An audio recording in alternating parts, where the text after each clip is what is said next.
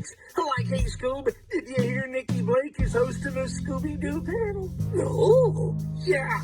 Like on today's Scooby-Doo episode, Scooby-Doo and Shaggy meet Nikki Blake. Yeah, and a Scooby Panel. Like, we need to get this puppy started. Okay, Nikki Blake, take it away, Scooby-Doo.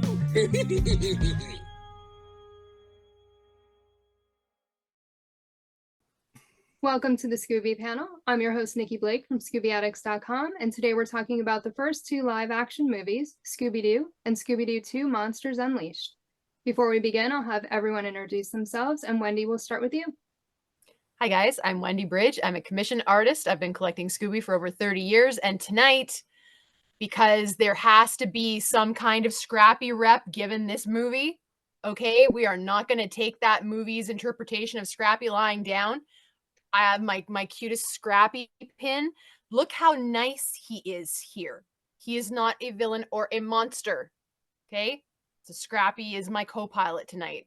Not like he isn't almost every panel, but tonight it's important. Devin? Hi, I'm Debbie Prince Jr. And I I'm an artist and I love Scooby-Doo. Let's talk about it. Joel? Hey there, I'm Joel from the YouTube channel Planet Scooby. All right, we are talking about the first two live-action movies, and this is going to be interesting because I have a feeling that you're probably not going to like what half of us have to say, but that's okay. Doesn't matter. We're good. The first thing we are going to talk about is the actors, Scooby-Doo and Scrappy. Wendy, I do agree that Scrappy does need some redemption after this movie. They definitely did not do him well in this movie. Yeah. So actors Freddie Prinze Jr. as Fred Jones, Sarah Michelle Gellar as Daphne, Matthew Lillard as Shaggy, Linda Cardellini as Velma, and Neil Fanning voiced Scooby-Doo. And Scott Innes voiced Scrappy. We can't forget that. So what are your thoughts on the actors Scooby and Scrappy? Joel? That is a loaded question. I think Matthew Lillard is a standout for me, followed by Linda Cardellini, Freddie Prinze Jr., and Sarah Michelle Gellar. I think they did their best with the material. I didn't like this.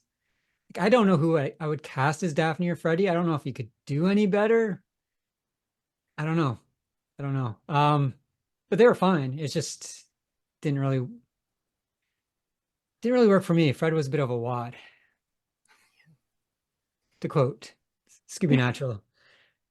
And yeah, Matthew Lillard though was fantastic. And like recalling it, I thought Scooby looked, the CGI was terrible, but then when I rewatched it 20 years after, I'm like, this isn't that bad. And Scooby kind of worked for me. So I thought Scooby was great, and Scott Innes doing Scrappy, the voice was great. So I'm probably like the least opinionated person on these actors, and it's gonna be some exciting words coming out soon.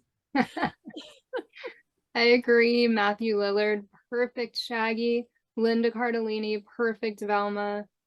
I'm glad that they chose Neil Fanning to voice Scooby because I feel like it was a good separation between the live action and the animated version. So I was kind of happy that they chose someone else to voice Scooby. Devin, what are your thoughts on the actors? I'm gonna admit it right up front here. Now that we're starting to talk about it right at the beginning, I might be biased, but I love everything about this whole movie. So I will have zero bad things to say about the movie. I know there's going to be different opinions, and that's totally okay. Obviously, okay, Matthew Lillard, as has already been said, standout of the whole cast. Obviously, I personally enjoy the whole cast.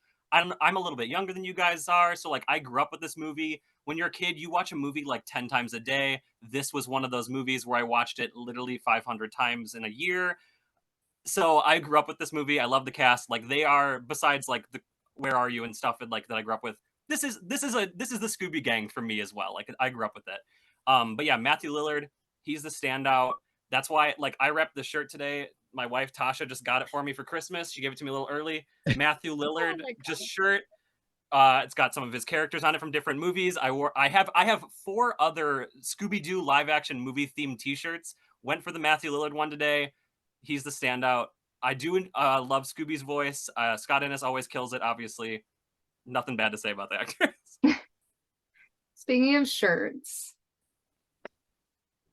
I have that one too. Oh my gosh. yeah. That's cute. That's cute. Wendy, what are your thoughts on the actors? Okay, well, we're gonna start at like the highest point of the whole night for me, and that is Matthew Lillard. And I actually feel very strongly that I want to like flesh this out, what I have to say about him. But first, I did see a quote.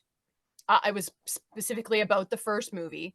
The film received generally negative reviews from critics who criticized its script and humor, although Lillard's performance received praise. Okay, there's a huge reason for that. And I kind of had this feeling before I rewatched the movies. Like, to be honest, when this came out, the first one came out in 2002, the second one in 2004. I was in high school. I graduated high school in 2004. And I remember the hype around the movie coming out. And I was like, absolutely not, because why do we need a live action Scooby? Wasn't really into it. When Zombie Island first came out, I wasn't super into that either because it was so different from classic Scooby to me.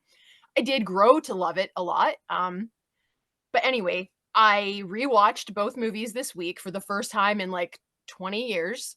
And all along, I mean, I remember Matthew Lillard, I mean, all of them from things prior to Scooby, because like at that time, they were kind of the quintessential like Hollywood actors. Sarah was, you know, Buffy, just come off Buffy, and that was really popular. And of course, Freddie in movies like She's All That, where he was like fantastic. And Matthew in a couple of horror movies and things like this. And all along, I've known that I really like Matthew Lillard. I liked him in the things I saw him before Shaggy, and he's still killing it doing Shaggy's voices and stuff. I don't have any complaints whatsoever for him. And I realized rewatching these, though, especially in the first one, which I didn't like the first one at all. Just, we're going to put that out there. But Matthew is what no longer exists in Hollywood. If you go back to the 50s and the 60s, you had actors like Vincent Price who transcended any of the roles that he played. Like, he was his own genre. Vincent Price is a genre of movie. It's not horror or fantasy and because he did all kinds of things. He was his own genre. Peter Cushing, Christopher Lee, so many actors and starlets, like female actresses too, from that time period that word star makes sense for them. We think of them, they're larger than life. They're these glamorous, like amazing people. In my opinion, that has not existed since maybe the late 70s when that started. I don't know what happened. It's not that there aren't talented people today.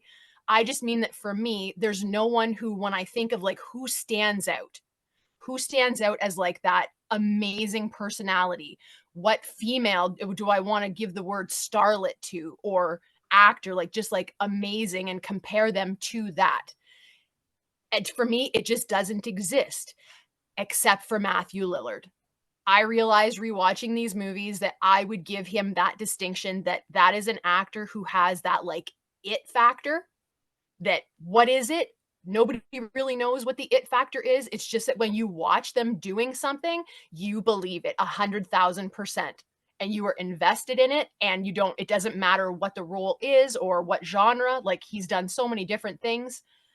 He sold that Shaggy. And for me, Shaggy was the only character that remained true to the original for me. Enough that I would say that is a good copy.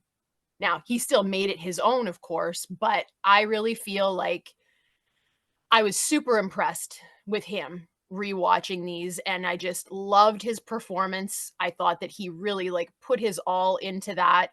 even when there maybe wasn't like a whole lot to go on, which reminds me of Vincent Price, who was in some pretty terrible movies. Some of the scripts were really, really lacking, but you know what? He pulled it off. It didn't matter how bad the script was. If Vincent Price was in that movie, it was going to be a good movie, period. And Matthew Lillard, for me, he has that quality. And I think that that's amazing, because the only other person that is like alive these days that I think comes close to that, but he just doesn't get a lot of roles, which breaks my heart, is Christopher Heyerdahl, who is fantastic in everything that he does. And just to throw this out there, Hollywood, if you ever do a biopic of Christopher Lee, I think Christopher Heyerdahl would be a perfect Lee out of the people that are around today. Okay, that was my high point of this. As far as like the rest of them go, it was just okay for me. I didn't believe any of them as being those characters personally. I understand why they were cast, and rewatching this, I now have a better understanding of why when they did Scoob a few years ago, they cast the people that they did. Because I feel like Scoob did exactly the same thing that Scooby-Doo did in 2002, which was they took like the height of teenage/young adult actors and actresses that kids, teens, adolescents like, and cast them in the starring roles as a means of being like, come watch our movie. And I get it. You know, the whole point of a movie is come and watch it so we can make some money. I totally get it. I don't hate any of them in those roles, and I like all of those actors and actresses in other things. And it's not that I minded them in this. It's just for me, they weren't those characters for me. Although I will say that Freddie Prinze's hair in the second movie, maybe not for Fred, but just in general, like that hair was, I mean, I'm someone that appreciates like nice hair, and that 10 out of 10, that was amazing. Loved that. Let's talk about Scrappy, because that is the elephant in the room, and I have nothing good to say about James Gunn, because it was his fault that Scrappy was portrayed like that. He has admitted to it. Now, I was also glad to see that the tweets that he sent out in 2020 about Scrappy being in the movie and the treatment that he got have since been deleted. But thankfully, people have written articles and they have quoted them. So let's see what Mr. James Gunn, who thinks he's fancy pants in Hollywood these days, what he had to say about poor, sweet, innocent Scrappy, who hurt no one. Once when he was asked on Twitter why he made Scrappy the villain, he said, and I quote, "Because Scrappy is just a completely effing awful person." That tweet has been deleted, which is great. He's not even a person. Interview, well, exactly. That's true. In another interview, he said, "He's a little piece of shit. I've had a few little kids who were very, very upset, though. Sorry, kids?" From an interview with Fanboy Planet, coming up on Scooby-Doo's release, the interviewer said, "Please tell me that Scrappy's not going to make an appearance in the movie." And Gunn quoted, this is a quote from him, "I can tell you that I hate the little mother effer with all my heart and soul." Who decided to let this man have anything to do with Scooby, whether you like Scrappy or not? That's what I want to know. So, yeah, not big on Scrappy's treatment in this, not just because I love Scrappy, but also because I feel like this should have been sticking true to the characters. Now, in the first movie, I feel like they didn't actually stick to the character, like the integrity of the characters at all. Second one, yes. And actually, I'm pretty fond of the second movie. I thought it was quite good. One of the only times in my life where I'm like, sequel, excellent, original, horrible, throw it in the trash can. Usually the sequels are not very good, but in this case, I kind of wish they'd have made the second movie, and that was it. I feel like they didn't even need the first one. I loved the second one. Well, loved within the context of what we're talking about. I did like that one. But yeah, it's just not, I don't know why that was so over the top. And like, I get it. When you're making something, you want to make it yours. And I feel like he just took that to the extreme, and it for me, it didn't even work in the movie. Like, okay, yeah, they made Scrappy the actual villain at the end. Spoiler alert, if you haven't seen it, hopefully you have. But yeah, it just was so out of character for Scrappy, even if you don't like him. There's no universe in which Scrappy would behave like that. And so for me, like that alone would be enough for me to like boycott the movie. But yeah, I don't know. Matthew Lillard, though, hey, standing ovation for Matthew. You were the only thing good about the first movie. Second movie was the characters, I liked them a little bit better. I thought they kind of like fit the role a little better because there was no like infighting, which is maybe part of the problem of the first one, that it didn't sell the characters and the actors to me, is that I felt that there was all that fighting, which is not normal in Scooby. In the second one, I feel like they all grasp their roles a little bit better. One thing I will say, they do all mesh well together, all of the actors and actresses, because I feel like sometimes you get movies where there's just like no chemistry in the cast at all. There's nothing. They all have pretty decent chemistry in both of the films, the way that they work off of each other. Scooby, though, unforgivable. And that's the end of my rant. Yeah, Devin. Matthew Lillard praise, obviously. He's fantastic. I can't have enough good to say about him. He dedicates himself to every character. He really gets into it. He has like high energy. I feel like that's why he's so entertaining to watch. Is like in Scream also, like I would say also one of his best performances. He really gives his all, especially in the finale. Freddie Prinze Jr., his hair, I personally liked it better in the first one, I will say. He ran a marathon so Ryan Gosling and Barbie could like do a slight jog. Just saying. And as for Scrappy, I mean, listen, I don't think that Scrappy, like in the cartoons, obviously he's not as annoying as they like people today make him out to be, even though it seems like there is more Scrappy love now. I do think that this movie made a lot of Scrappy hate, and a lot of people be like, oh, Scrappy sucks. And that is unfortunate, but I don't mind the way they treated him within this movie, actually. Like, I hate what it did to the character outside of, like, within the franchise, but in the movie, I don't mind it because, like, you have to keep in mind that, like, this is kind of just, like, a parody of Scooby-Doo. Like, yes, it's a live-action adaptation. I feel like the Cartoon Network ones are more so, like, live-action adaptations of, like, what Scooby-Doo actually is. But these ones are more parody movies, like kind of like in the style of like the Brady Bunch movie, where it's like, oh, we're adapting the TV show, but we're kind of making fun of it while still like being true to it and paying homage. You know, it's like a tightrope act of like loving the thing while also making fun of it at the same time. So like, I don't take any of it as canon within like the rest of the franchise. So I feel like I have no end to this thought. That's all I had to add. I do think they kind of took it a little far with Scrappy. I mean, peeing on Daphne it wasn't necessary. It really wasn't. But the fact that Daphne was just like, hey, and that was it. She's like, okay. Oh yeah, that would suck. I mean, could you imagine having dog piss all over you and you're like on a road trip in the middle of the desert or whatever? Like that would suck. The car would stink, your clothes would stink. That would suck. And I'm certainly not going to sit there and let him do it. I'm going to like jump in the back seat or something. Like, yeah, I'm sure she's got some outfit changes in the back or something. You know, she'll be right. Okay. It was just very weird, very unnecessary. I don't know. I felt like they could have handled that a different way. I do find it funny how much he hates Scrappy and the comments that he's made, but at the same time, I don't think Scrappy deserves that much hate. I mean, he's annoying, but yeah. You heard it here first, folks. Mark the calendar. What Nikki just said. Everyone quote it. I'm going to clip this and I'm going to spread it all over the internet. Okay, we're going to move on to our next topic. Hold on. Let me ask. I mean, unless this is considered villains, spoiler alert if you've never watched the movie. Rowan Atkinson's character, are we talking about that within the villain realm? Yes.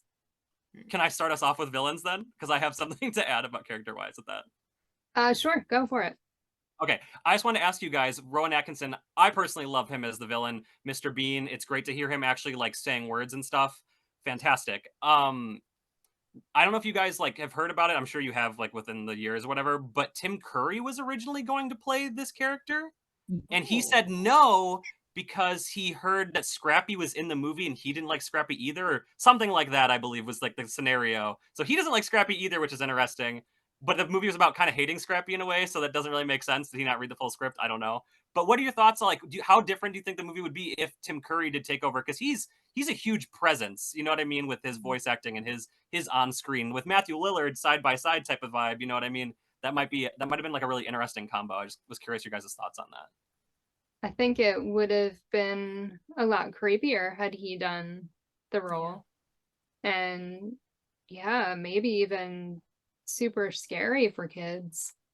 I just think of his role in Criminal Minds and how just totally messed up his episodes were. And yeah, I mean, he's a horror he's a horror like icon too. You know, he's been in numerous horror movies, so it makes sense that he would be scary. Which, you know what, was this originally going to be a horror movie? Because like Matthew Lillard in Scream, Freddie Prinze Jr., and Sarah Michelle Gellar were both in I Know You Did Last Summer, and like she's been in like Buffy and like Scream 2, and like, was this going to be like a horror thing first, or like, I'm curious how that would have gone.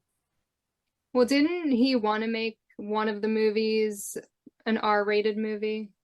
I The think first it was one this. was the original script for the first one was like a lot darker.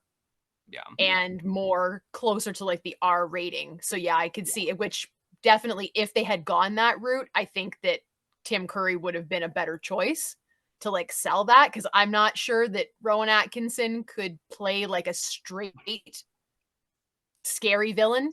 You know what I mean? He's always going to have that like cartoon on the back sort of feel to it, which works for this. It's perfect for this. But yeah, I don't think he would have worked as well in like the original one. However, that Tim Curry quote, not recently, but a while ago, I was reading about that, and supposedly that's not an accurate, like, they don't know where that came from, but About the supposedly, Scrappy? yeah, about him hating Scrappy and that he turned down the Okay. role because of that. There was some place where they were like, yeah, they've asked like reps for him, and they're like, yeah, that's not true. So I'm not sure that that's a like one of those. I think it might be one of Okay. those things that it just got put out there, Passed around. but is it true though? I don't know. I don't think so. Interesting. Definitely would have been a different movie, that's for sure, if he was in this. Yeah. And if it was any darker than it was. Yeah. Yeah. Because I don't know if you guys have watched the deleted scenes for this, like Mhm. any of like deleted scenes, but they definitely add a little bit more darkerness to it with some of the scenes they took out of the movie. So Yeah. Joel, do you have anything to say about Tim Curry was the villain? Yeah, that would be cool if it was the darker version. I love Tim Curry. He's great. fair. I like the other guy too, though. Yeah, I think it definitely would have changed the movie. I'd want a different script with Tim Curry, I think. Yeah. Yeah. Devin, anything else to say about the villains? Are we talking about both movies or just the first one? Both. Okay, because it seems like we're leaning heavily into the first movie a little bit, but yeah, no. One of my favorite like villains of the Scooby franchise is the Luna Ghost. Like from the very beginning of the first movie, the opening scene. I love the design of him. Like it's just great. I actually got to do an interview with the guy that played him like a year or so ago. That was really cool. I just love the design of him. He's great. The demons, they look way worse than Scooby-Doo watching this nowadays with the CGI. Like they look pretty bad. Like Scooby like kind of fits in the world weirdly with his bad CGI, but like the demon characters, they look pretty awful. The second movie, a million things to say about the villains. I love the whole museum is great. It's cool to see all the like real life imagined like costumes, because like in a cartoon they're very flat colors, you know what I mean? But like in real life it's like somebody would home make all these costumes and stuff. So like it's really cool to see what they would look like. There's a couple that like are supposed to be costumes in the museum that I don't know how they work, like the Tar Monster, the 10,000 Volt Ghost, kind of the Skeleton Men. They look kind of weird. Like I don't know how they would actually work as real life costumes in the scenario they're showing them in, but I love that they reused all the villains. It's really great. They're all well done in the second movie. One that I wish was brought to life that was supposed to be was Chickenstein. There's like a test thing of him like in the costume like talking, and he's got like the super deep voice. It's really cool. I wish they would have brought him to life because it's Frankenstein with the chicken. Absolutely awesome. So I don't know. much praise for all the villains, especially the second movie. Like, first one's, you know, it's good. It's very simple in that way. Second one, they went all out. It's just all villains. It's villain crazy. It's great. I love it. I also thought that the costumes in the museum looked really weird. Like the 10,000 volt ghost, especially. I was like, that's like a bubble with stuff Looks weird. inside of it. That's not even a costume. Like what? Yeah. Wendy, what are your thoughts on the villains in the movies?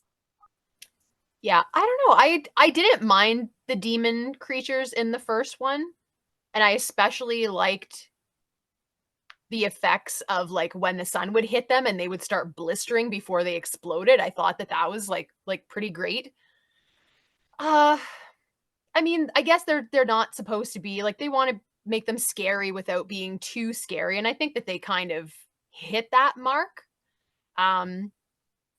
There is that one scene where they're in the bar and Scooby's up next to the window, and like the creature like looks in at him. I'm pretty sure that's from the first one.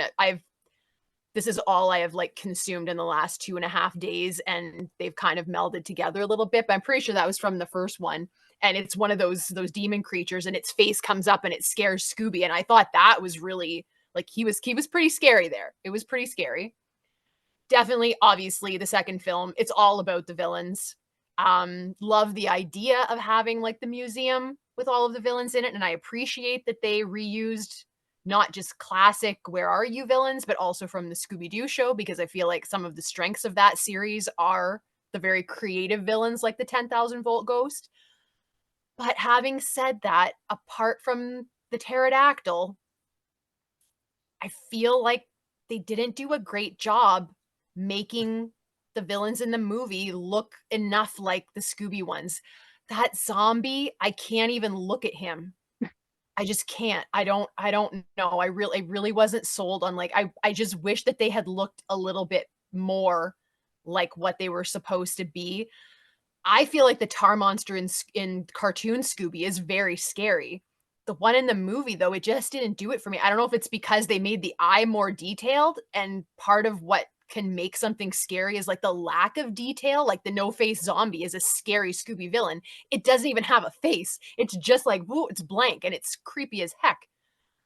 So yeah, I was just a little bit disappointed with how they modeled them, especially the 10,000 volt ghost, though, because that is one of my favorite villains. And I don't know, given that it was like all CGI, I know it was back then, but I feel like because the pterodactyl was great, they really put time and effort into making that one come to life, and it looked really cool. But the other ones, I was just like it's okay, but I wasn't really feeling it. Also wasn't feeling the guy in the mask in the second one. That weird like, yeah, like Skeletor meets Darth Vader, but not quite either. And I don't know, it was a little bit boring. Just a little boring. I kind of thought that, like, I got the idea, I know where they were going with it, but I feel like they should have maybe pushed it a little bit more, because I just wasn't feeling that one. So I've bought masks at Walmart around Halloween that look similar to that, with like a black hood and like the silver shiny like skull looking face kind of, and it's like, yeah, they did go pretty cheap with his design. I can agree on that for sure. Yeah, like definitely this was still a step up from the reunion specials, like Yeti Monster, the Snow Ghost, because like that, there's no coming back from that, Warner Brothers. I'm sorry, like you really screwed the pooch on that one. But so by comparison, all of the villains in these movies are fantastic compared to that. But it was really it was just really cool seeing them run around. Did you like the Black Knight costume? Because that was like half CGI, kind of. Okay, I was very confused by him, and this could like legitimately just me being stupid and not like understanding properly, but the way that they had him talking out of the top of the mask instead of the bottom, I'm like, that's not how that works. It flips up. It doesn't flip down. His mouth would be down here. So I just feel like every time he was talking, it looked, because where it was glowing, it looked like he was talking out the top of the front piece. And I'm like, that's not how that works. And it bugged me so much. Did you notice at all? No? I know what you're saying now. I've never even thought about that, but I think it's just to make it look like he's like kind of got a mouth type of thing, because like it ruined it for me. would be It weird, ruined it. you know? I don't know. I don't know. It ruined it. Like I wanted to like him, and I feel like he should have been maybe the easiest one because like it's just like an actual helmet, and those exist, and we know what they look like. But yeah, I couldn't get past that for some reason. Like that, like talking out the bridge of his nose is what it made me think of, and I just couldn't get beyond it. It kind of yeah. But I feel like the best villain thing from the whole between the two movies was where they electrocute the 10,000-volt ghost and the Black Knight, because that was a really cool effect, and I thought that was very well done. Totally sold it the way that it should have been sold, and there was lots of like action and anticipation in it. Like I think that was like maybe the standout villain moment for me. But yeah, maybe they just got a little lazy on some of the villain designs, I think. I did like the antics with the villains, and like when they're blocking the door and the Black Knight hands him the lampshade, and that was a nice little nod to original Scooby. Mm-hmm. I thought they did pretty good with the villains. I didn't really like the Black Knight. I felt like he should look more like the Black Knight from the series. I thought Minor 49er looked pretty cool. He was like really scary. And I thought the Tar Monster looked good. I didn't find him scary, but I thought he looked good. It would be pretty gross to like have that stuff under my feet. But yeah. Joel, what are your thoughts on the villains from the movies? Yeah, speak positive as much as possible. I Speak your mind. I like the antics. It was fun. It was a movie for kids, but Scooby-Doo dare is you. meant for kids, and I just wish they kind of went spookier with a lot of these villains. Like, I didn't like the Black Knight look at all. They could have had a guy, a stuntman in a costume, I guess. Minor 49er, I didn't really like. I wish they had a stuntman again, just in a costume, and they kind of backlit him in the shadows and just made him creepier. Pterodactyl was cool. I think, like, when I was a kid, no one ever talked about the pterodactyl ghost. Now everyone loves a pterodactyl ghost, and it's probably due to this movie. I'm assuming. I don't know what the kids are watching. Maybe not. First movie, yeah, I didn't mind the demon things. Like, they did look awful in a way, but I'm kind of nostalgic for that awfulness of the CGI. And I still find CGI today kind of still looks awful. So, I mean, we haven't really come that far in the past 20 years. Who else was there? Oh, I kept fading out during number 2, and I kept thinking the guy in the black mask was Zen Tao. I was speaking from a balcony, and then I'm like, why didn't they just make him Zen Tao? Like, Good just point. include another Scooby villain. But I did like how they kind of encompassed the whole Scooby-Doo, Where Are You? Scooby-Doo show. That was really cool. There's the nod to the 10,000-volt ghost is cool. Tar Monster, I don't think he was too cute for me. I don't know. He reminded me of a starfish for some reason. But yeah, that's all I gotta say about villains, I think. Other than the actors, like Peter Boyle was good casting, I think. Kind of second guessing Seth Green. There's so many Seths. Seth Rogen, Seth Meyers. One of those Seths. Seth Green, yeah. Seth Green. Yeah. It was kind of like I already knew I saw this movie 20 years before, or 2019, 18, whatever, whenever it came out, and I forgot that who was the villain in the second one, so I was kind of it had me fooled again. And yeah. I think that's the villains in the first one, there's the bald voodoo guy and then the African American voodoo guy. I love that African American actor. Devin, you've probably seen him in a lot of movies. He's the I did an interview with him last year. Yeah. The bad awesome. enchilada guy. Yeah, You know yeah. He's in Friday the 13th, Yeah. Return of the Living Dead. Yeah, he's awesome. Yeah. Love that guy. And the guy Texas Chainsaw Massacre reboot from 2003, the guy who played Leatherface is in the first one as a caveman. His name's like Andrew, begins with a B, last name. Interesting. I didn't know that. He's in the movie with with Jessica, Seventh Heaven Girl actress. Hmm. Really scary Leatherface. Yeah. So it was fun to see him in that. Usually they'd cast Kane Hodder in that role, who's Yeah. famous stuntman. He plays Jason Voorhees and other things. Yeah. And I'm babbling, so I'm gonna shut up. They did get some bigger names for these movies. So, yeah. But yeah, I'm not sure how I felt about Seth Green. I do feel like they could have done better. Yeah. I don't know Man, who I love they could have Seth done Green. better. Come on, you guys hate everything about this. Not everything. He I was think- adorable with Velma, though. I did kind of like that pairing. You And didn't I love just the liked, part. I loved the idea of him being back together with Sarah Michelle Gellar because I did like him as Oz on Buffy the Vampire Slayer. So even though he doesn't really interact with Daphne all that much, like just knowing that they knew each other from before on a show that I really liked, kind of appreciated it. Like he was an interesting choice. I think this was another casting based on the time period and who was like super popular. So I didn't mind it. It was like a little bit I don't know who else they would have put in that role, and I don't know that anybody else would have meshed as well with Velma's character, so it was okay. Yeah. Talk about cameos. I'm a little jealous that Pamela Anderson got to sit in the Mystery Machine. Like it showed her driving. I don't know if she actually drove it, but yeah, I I don't know. I don't know how I feel about her, first of all, but her in the Mystery Machine just seems unfair. Wendy, what are your thoughts on the cameos in the movies? Okay, well, something that a lot of people don't know about me is that I love Pamela Anderson. I love her. I love her. I love her. And I forgot that she was in this. And so that was like a highlight of that movie for me watching it the other night. And I was like, oh my gosh, Pam's in it. Cause I don't know what it is. I adore her. I still do. I still love Pam.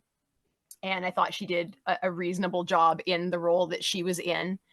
Again, if anything dates these movies to their time period, it is these guest stars. I mean, I love Sugar it. Ray, although why was it that song though? I feel like there was better Sugar Ray songs that they could have put in there.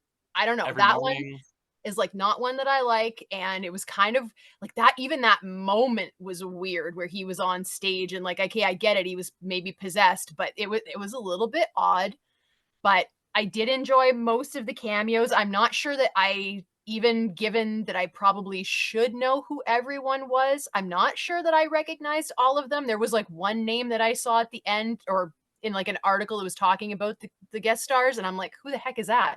I don't know who that is. I didn't know then and I still don't know. But for the most part, it is fun to watch a movie that does date from a time where I was really up on celebrities and what was going on because I was in high school. Really enjoyed Ruben Studdard at the end of the second one.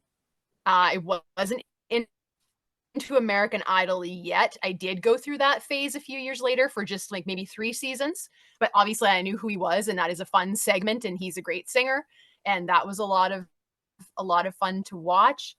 But yeah, oh gosh. I just love Pam, guys. I'm sorry. I'm so hung up on this. I'm so happy that she was in that movie. I just love Pam. No, what are your thoughts on the cameos in the movies? I didn't mind Pam. Alicia Silverstone, that kind of took me by surprise again. It was cool seeing her. I don't know if she's a cameo or not. I consider her kind of one because, well, I don't want to spoil the movie. Ruben Studdard. When we're going to talk about the weird thing, that whole end scene was weird to me, but I liked it. And yeah, Mark McGrath and Sugar Ray, that was kind of weird too, but it made sense. We're going to talk about the music later, so I'll save it for that. I think were there any other cameos? That's all I remember, really. Tasmanian I mean, Devil. Seth Green. Tasmanian Devil, yeah. And Seth Green, yeah. Rowan Atkinson, I guess, Rowan, counts. Yeah. Yeah. I think out of everyone, Seth Green appreciated that moment the most out of because he's a big cartoon geek nerd out. He's always making cameos too. I think he was probably really thrilled to be in that movie. Did Neil Fanning make a cameo in the movie? I think he did. I don't know. I don't know. He's listed as one of the cameo people. Yeah, Interesting. And I Huh. thought I had heard that he was in the movie somewhere. I think Yeah. In the I read second one that or the too. first one? I think the second. Yeah, Is he like in the museum or something? Maybe I don't even. Maybe he's at the bar with like the villains or something. Maybe. I have no idea. I don't know. Interesting. That's a good question. Yeah. Yeah. I wish they had Somebody Don let- Knotts in the museum. That would have been a Okay. great walk-on Did you guys catch the Don Knotts joke in the first movie? Yeah. Yeah, he said, yeah. I can't remember what it was, but I remember him saying the name. Because I was watching it. Because listen, I watch this movie, no joke, like twice a year since it came out. Like I watch this all the time. This is literally like my favorite movie. The first one is like my favorite movie. Spoiler alert for which one's my favorite. I love the first one. I'll just say that it's a time capsule of the 2000s, and I absolutely love it. Because some people say it dates it. I think that this is the most 2000s movie you could get, from the outfits, the casting, the music, the aesthetic of it all, the CGI, like everything is so 2000s. It's perfect. We'll talk about music in a minute, but Don Knotts, I was watching it the other day and I was like, how is this in a kids movie? Because like it's that scene where the demon monster comes up at the window that you're talking about, and Scooby like runs and like screams monster or whatever, and he like hides on the table, and Fred literally says, this is more embarrassing than the time you cleaned your beans at Don Knotts' Christmas Right, party. that And I was- was like, yeah. dang. I was like, that's a pretty like visual comment. This is the most embarrassing thing you've done since you decided to clean your beans at Don Knotts' Christmas party. Yeah. Yep. Yeah. It was very weird. Yes. Yeah, they slipped that one in by the censor, I think. Yeah. Yeah. I was like, okay. I was like, all right. Devin, what are your thoughts on the cameos? I loved all of them, obviously. See, here's the thing. It's weird thinking about it because I'm like, oh, I love all these actors. They're great. But like, I'm like, do I like these actors because I like them? Or do I like these movies? And so it's made me like the actors as adults, or as an adult, you know what I mean? Where I'm like, oh, I have a fondness for this movie. So like, do I like Seth Green as an actor, or do I like him because I liked this movie and like other movies he was in growing up? Like, you know what I mean? It's one of those weird things where it's like, has this movie influenced the things I like as an adult? Because there's a lot of, we'll get to it, but music I like now, but I feel like it's influenced by the movie. So I'm not sure. I don't know. We'll talk about that. But no, I love the guest stars. I think they're great. Sugar Ray, fantastic.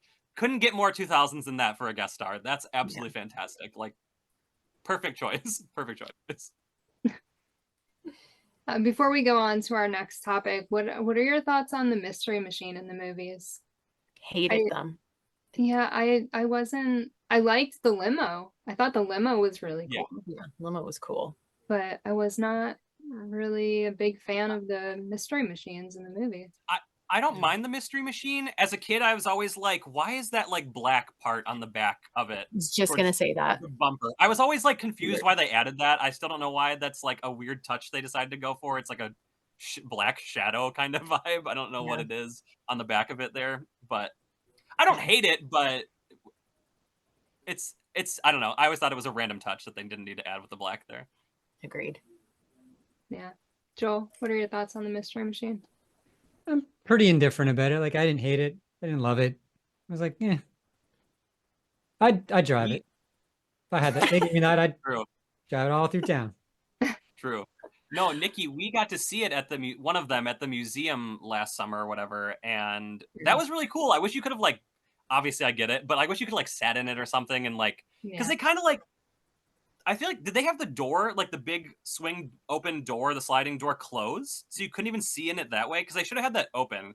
Yeah, I think they had the doors closed. Yeah, because it was around it had a gate or like a velvet rope around it. So like you couldn't touch it anyway. Like, I don't know why they didn't open that door so you could see in it better, because they had the door closed. I'm like, you could have seen the whole inside of the Mystery Machine then. I don't know why they didn't. Maybe there's nothing in it. Like maybe it's not, Oh, you know what I it's mean? just Like maybe it was just like an empty van. that'd be weird. That'd be super weird. That is possible, yeah. That would destroy childhood. So yeah, it's probably better that they just kept the doors closed. It's just like gray metal, and you're like, this is sad. Let's talk about the sexualization of the characters. I thought that Mary Jane could have been wearing more clothes. And I didn't really like Daphne's dress in the first one. I felt like it just showed too much. Like for a kids movie, if this is geared towards kids, I just thought that it wasn't appropriate. And of course the leather suit that Velma wore was, yeah. Wendy, what are your thoughts on the sexualization of the characters? I was really surprised rewatching this because usually that's something I'm very much against. But while I was watching it, I was kind of like, are they really sexualizing it though? Like compared to other things I've seen, I don't know if maybe part of it is just that it's like Devin said, when you're nostalgic for something, it's like, and you like certain things, it's like, well, which came first? And in the same way, it's like, will I make an excuse for something because I like it in the abstract and it's being inserted into something that it shouldn't be in? Because even though I didn't find that any of the clothing was necessarily suited for Scooby-Doo, I liked it all though. Like I would have worn any of those outfits myself. Like I probably shouldn't be wearing them, but that's not the point. I would wear them. All of Daphne's outfits, like I loved them. Did Daphne need them? Were they Daphne specific or appropriate? Not really, but I mean, like the movie is what it is. It's not set in 1969. All of those outfits are very like mid to early 2000s, and so like that's the kind of stuff we were wearing, and that's the kind of stuff that I still kind of like because I still consider myself to be like 19 years old. It's what my brain does. So like I love Mary Jane's outfit. Was it appropriate for a kids movie? I mean, I guess not, but I'm having a hard time getting past my love of the look to say that they sexualized her. I mean, obviously they did, but I just like, there's even that one scene where I don't even know if it was deliberate. I think it just kind of happened, but like the strap on her top falls down when she's riding with Shaggy and she like has to pull it back up. And so, yeah, I don't know. I was surprised that I have this weird disconnect for that specifically with these movies because I liked the clothing. The leather suit thing was just weird. I felt like that was a very odd choice if you're going to try to make her more sexy. It was like very unrealistic that anybody would even have something like that, like even Daphne. There is a cut scene from the locker room where Velma's like possessed from the first film and she's like up on a table dancing in like a bikini and like a little sarong and stuff. And I'm glad they cut that because I just didn't think it was necessary. That was definitely like a bit sexualized. And there is, oh gosh, was it part of a deleted scene or was it actually in the movie? This may have been one of the deleted scenes from the second one, but where they like are pulling Daphne's soul thingy or spirit thingy like out of her. Part of that scene where they do like a close up on her after, I think it's after the creature like goes inside of her. It's like just like from here up that you can see her and she's delivering dialogue and you can totally see her nipples through her shirt. 100% you can see them. So I did read that like James Gunn said that they CGI'd out some cleavage in the movies. I was gonna bring that up. I did an interview with someone that worked on one of the movies like last year also, and I talked to them about it, and they did say that they had to have someone go in and CGI all the footage out from the first movie. Interesting. A good portion of it, like all the shots. Yeah. So Interesting. I feel like that almost goes against it being sexualized because they purposefully removed the cleavage so it wasn't as sexual. Right. You know what I mean? Yeah. Yeah.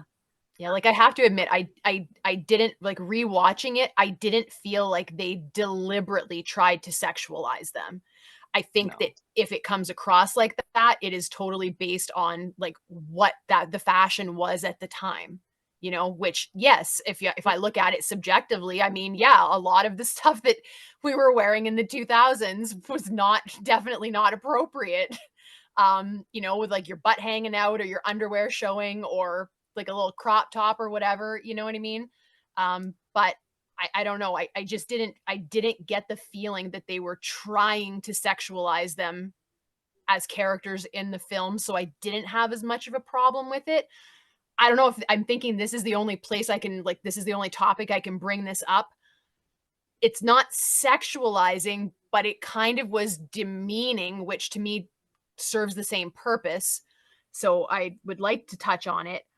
My problem with the films was like the demeaning of the characters. Now I say demeaning because to me, anytime that you take a character that has like a very high standard of like integrity and you do something to like pull them down out of that high realm, to me, that's demeaning them.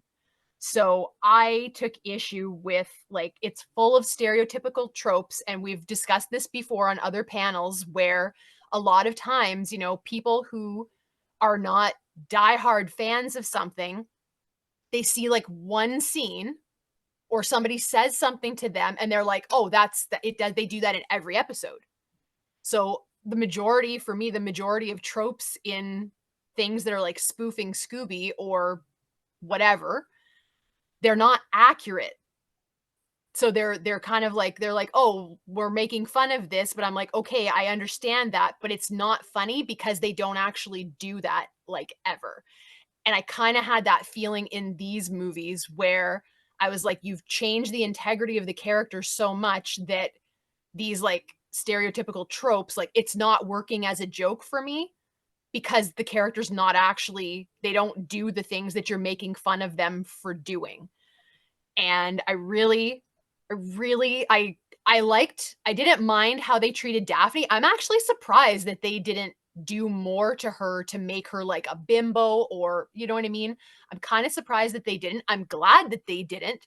I feel like she was the one character that they, for the most part, they left her alone. They didn't do a whole lot to like change her up, and I was glad for that. But like the idea of, number one, Velma being insecure. I've never watched an episode of Classic Scooby and thought there's an insecure girl. Velma is the smartest person in the room and she knows it and she's always owned it. She's never felt, you know what I mean? When I watch Classic Scooby, I've just never seen an instance where I thought that she felt the way that they portray her in these movies, which is like, I have low self-esteem. Freddy's always taking my glory. Again, doesn't work for me as a joke or like a running trope because that doesn't happen in Scooby. Velma is often the one who is delivering the summary of the villain and how they did things. Freddy doesn't take that away from her. So for me to watch them pushing that idea in these films, I'm like, well, no, this doesn't work for me because they don't do that. You're making them characters that are not the characters that I know. And like, I get it. Again, it's a spoof, it's this, it's that. I do get it. But for somebody like me, that's why that doesn't work. Because it's not, I'm like, you're not being clever because you're wrong. If you picked a trope that actually existed in Scooby, you could do something with that. And if you're clever enough, I will find it funny. But for me, like none of that worked because they just changed their integrity. Freddy is like borderline insufferable in that first film. I feel like he toned it down a bit in the second one, which they all, like I say, I feel like they really did a better job in movie 2 of being Scooby. You know, is it Scooby? Not quite, but it's way closer. Like that movie kind of is a classic Scooby-Doo mystery story where they're all on the same page and they're all doing their thing. You know what I mean? Which I appreciated. But yeah, no, Fred is so self-absorbed and narcissistic. And again, we're already getting that like edge of he's stupid, kind of like on the back end, like he's kind of dumb.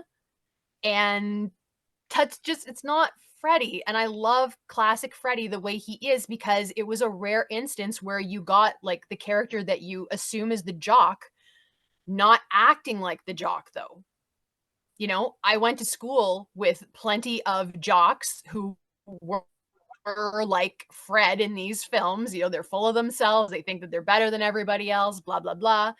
But there were a couple of guys where they just weren't, they didn't act like that. They were part of that crowd, but they weren't like that. And to me, that was Freddy. And for them to like demean him this way really bothers me. There was even a quote from Freddie Prinze Jr., who said about the character playing Freddie, he said, he always showed more arrogance than everyone else. So in the movie, I took the opportunity to make him as narcissistic and self-loving as possible. And I want to kind of like give him like a smack on the face and be like, what are you talking about? Freddie was never like that. Freddie's never been like that. Freddie's not even like that in Zombie Island, which is the only thing besides classic Scooby that existed when these live action movies came out. So I'm like, I don't know. That bugs me too when people that, oh yeah, I know Scooby. I know about Scooby. I did my research. Like I was a fan or whatever. And I'm like, no, you clearly weren't, because what you just said is complete nonsense. Freddie, that's not Freddie's character. So for me, the issue was not sexualizing them. It was changing their integrity, which again is like the thing I have the most problem with whenever they try to adapt an intellectual property or make something new of it or reboot it. I'm like, if you're not going to keep the integrity of the characters and the show intact, call it something else. You can make it like, I mean, how many like, I don't even like, I hate the word like knockoff because that sounds negative, but just for the sake of argument, how many knockoff Scooby shows did Hanna-Barbera come up with after Scooby in 69? But when they're different, they're not Scooby. They made them something different. It's the same idea. It's the same kind of basic premise, but it's different. And I don't know why people can't do that today where they're like, well, no, we want it to be that, but we don't want it to be that. And I'm like, as someone who does creative things for a living, I don't appreciate that because I don't think that we own other people's intellectual property, even if there is like a sale of sorts, like Hanna-Barbera to Warner Brothers. Like Warner Brothers, you do not own those characters. You own the rights to make money from them, but you don't own those characters. You are borrowing them from their creators. That's how I look at it. I know that the world doesn't look at it that way, but I look at it like that. And I feel like if you are handed somebody else's character, you should treat it with a certain level of respect.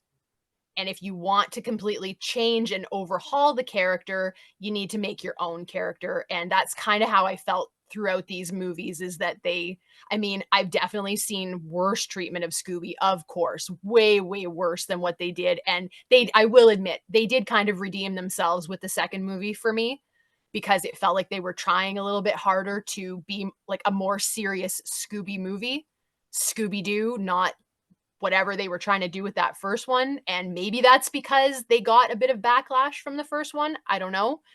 But second one, I can appreciate. But in that first one, what they did to the characters, for me, I'm just like, well, it's not Scooby though. So why are you calling it Scooby? But yeah. I agree. I didn't like what they did with Fred at all.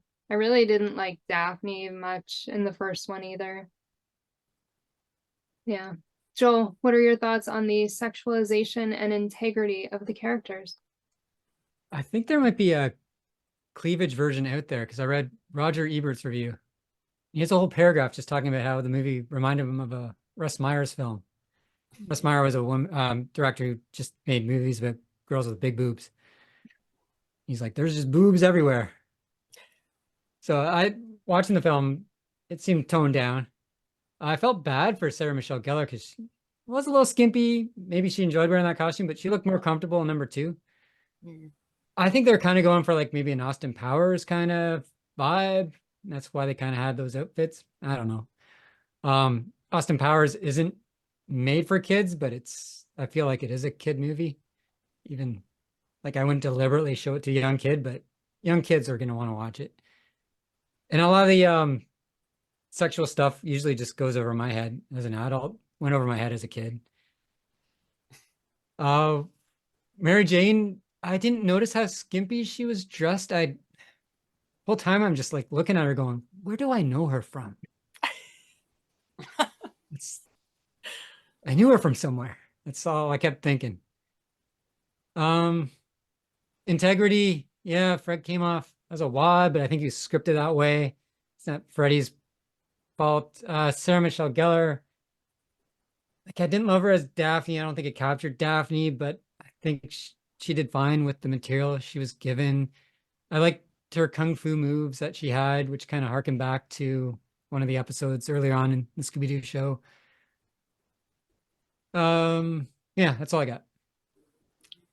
Devin, what are your thoughts on the sexualization and integrity of the characters?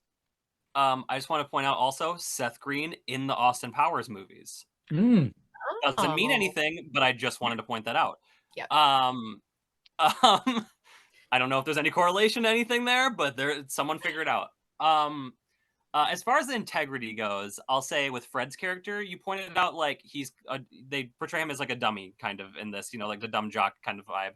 And I'm curious if this is the first time they actually ever did that, because like you said, like he's not like that in like the 4 Mook films, like he's not like that, and like the only things besides the like other series and then like the early 2000s stuff, there was like the Johnny Bravo parody and the Night of the Living Do parody, but he really wasn't the dumb guy in those either. He was still his character, just like played up, I guess, a little bit. You know what I mean? Parodying it, but he wasn't the dumb guy yet. So I'm curious if this was the first time they actually were like, let's make Fred the dumb guy, because that carried over into like Mystery Incorporated and stuff, and like he kind of became like the himbo style guy, which I'll be honest, I don't mind. I don't mind the himbo. We've had this discussion before. Characters evolve over time. It's going to happen in 50 plus years. You know what I mean? It is what it is. So I don't mind the himbo style Fred. As far as the sexualization stuff, Wendy pretty much covered all of it. I agree with all of that. I don't really feel like they like were trying to sexualize them. Like that's kind of just what happens in like adult films. Because I know this is for kids, but it's kind of for adults too. There's a lot of adult jokes. It seemed like it started out for adults. Like I said, they had to CGI out the cleavage as well, so it seems like they were trying to tone it down, even if that was like possibly like a thing from the higher ups or whatever. You never know. But I will say this also. I guess the only point I have is like, as long as they're portrayed as adults, because they are teens possibly in some series. As long as they're portrayed as adults, it is what it is. That's fine, I guess. And also like they're girls, they have boobs. They're gonna have the boobs. Like you can't just like take like in a cartoon you can choose how you draw it. Real life women have boobs, so there's gonna be boobs in the movie because they have them. So like not necessarily a sexualization thing, it's just what people look like and like how they work. And I guess for the second one, because mainly the first one, in the first one they were on a tropical island, so it's not that crazy to be in something that is a little bit more revealing because it is a hot beach. I can understand that. The second one, Velma and her like orange cat suit or whatever, I feel like that sexualization of her in that was like more played up for laughs, not the actual like, not to like actually make her sexy, like just for sexy purposes, but to be like, haha, isn't it funny? Like this is so sexy, it's not sexy. You know what I mean? Like that was kind of the point of that, is it's like, isn't this just so over the top that it's ridiculous? So I don't know. I feel like it wasn't played that crazy. I've definitely seen it more like purposely thrown in your face in other movies. So Yeah. How old do you think they were in these movies? Like early 20s? yeah. They kind of acted like they were still like Yeah. 19. I don't know if they were supposed to be that young, but I feel like they kind of acted a bit like that. Like I don't think older than 21. I don't think I mean, so. here's the thing. They own buildings in a business. They used to be in a tree fort or whatever in the second movie, but in the second one they have their own buildings. So they're all old enough to at least do that. Obviously, they all have separate cars in the first movie. If you guys caught that when they all split up in the beginning, they all go to separate vehicles that are like kind of themed for them. I wish they would have shown those a little more, to be honest. Yeah. I'm just thinking of like adult stuff. I don't know. I feel like, how old would you be to be like, let's buy this big incorporated building and like certify us as a business? And then also like, when did they start solving mysteries? Because they have the flashback in the second one where they're like doing the frisbee thing, where they were solving mysteries at that point. I take it, but they were much smaller scale because they were like, oh, we were in high school or something, I assume, in that. And then I'm assuming they became adults, got the building and the business, Mystery Incorporated or whatever, and then they caught all these villains and now they have a museum. So I have to imagine that's like a good amount of time of work. Like, are they solving a mystery a week? Is this a once a year situation? Every other couple months? Like, there was a lot of villains in that museum. So I have to imagine they're old enough for this to have been a decent chunk of time. So I would assume like mid 20s to early 20s would be my guess. Yeah. That makes sense. Plus, there is like a 2 years, like we were separated for 2 years between the two movies. Like they actually That's say true. that in it. So like they'd have to be at least 2 years older than what they were in the first one for that. Although under the headline of the sexualization, I guess the one scene we didn't mention though that might fall into that category would be the body swap in the second one. Yes. Yes, Which I mean, definitely. they pushed it a little bit with that. You know what I mean? About when was it Shaggy goes into Velma, or I can't even Daphne. Fred goes into Daphne, and Like it's goes to like, Daphne. yeah, like it was funny, but Yeah. they definitely, like there was a little bit of that there. I think That's I really don't 2000s humor. yeah, I don't You know know. that it was necessary, and it went on like a little bit long. I think that they maybe could have cut that in half and it still would have worked. But yeah, like parts of it were funny, but I mean, I guess like it was like that was an adult moment for the film, I Yeah. think, for sure. Yeah, because Shaggy was like, "Oh, I can look at myself naked" when he was in Daphne's Right. body, and I was just like, Correction, it was Fred in Daphne's body, actually. Yeah, but he's not the one that Oh. said that though, was it? Yeah, Yes, he is. Fred was in I Daphne's thought body. it was Guys, Shaggy. I watch this movie 2 times a year. I'm telling you, it was Fred and Daphne's body. But isn't there a second like after that? Because that's at the beginning when they first like get let loose. No, But isn't when they're no. all standing together where there's another body swap where one of the guys goes into the No. girls? They're swapping. Shaggy's in Daphne's. He's like, "Oh, what's wrong with you? Don't you ever eat?" But that's not really like a Oh, sexual that's thing. right. Right. You're You know, right. he's just like saying she's Right. skinny and he eats a lot type of thing. And like, Right. there wasn't really anything sexual after. I feel like the only comment was the first one when Fred was in Daphne's body. Besides that, it was just kind of like Right. confusing for like a second, and then yeah.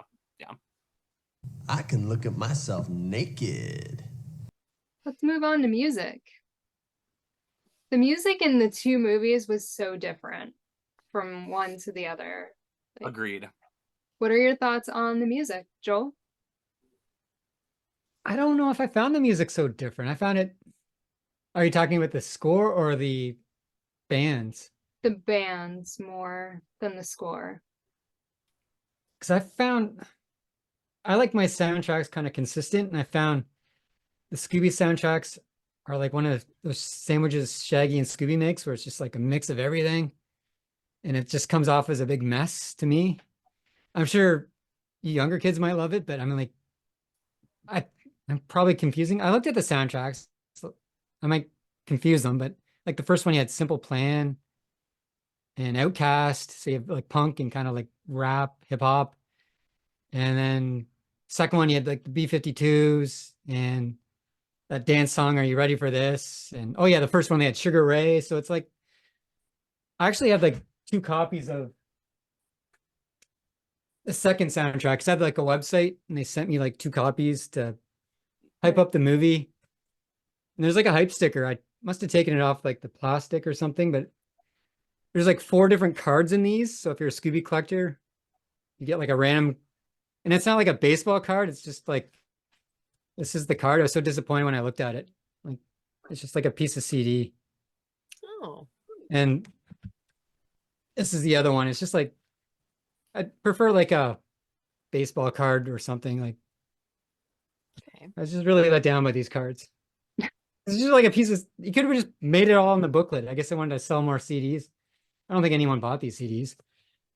But yeah, the music was just reminiscent of that era. Like Ruben Studdard doesn't really fit in with anything, He doesn't. just other than he was on American Idol, and I forget if he won or Clay Aiken won. I just remember those were the 2 rivals, and that's all I gotta say about music. It was okay. They did play a Bon Jovi song in the second one. So They did. It's not on the CD. no, I did notice that the Bon Jovi song isn't listed anywhere.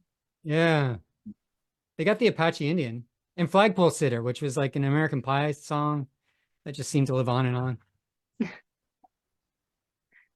Devin, what are your thoughts on the music in the movies? I also have the CD with the cards, and I have the first movie soundtrack. Because I was fairly young when these movies came out. I would bring both of these soundtracks to school because, like, when you were really little, they were like, you can bring CDs in and we'll like play them during class and stuff. And I like they have my name written on them. Like my mom wrote my name on them.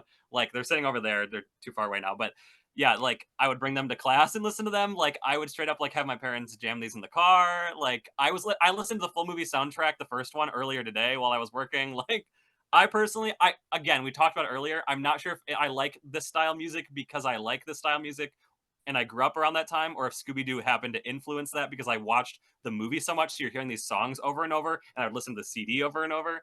But I do agree with what you said, Nikki. The second soundtrack, in my opinion, just isn't as good as the first one. The first one, like all the way through, it has this, like I said earlier about the whole movie, the early 2000 like aesthetic for the actors, the setting, the music, it's all there and it's perfect and it's such a time capsule and I love it. I do think that Ruben Sutter at the end of the second one is random. I mean, I get it. It's like a whatever.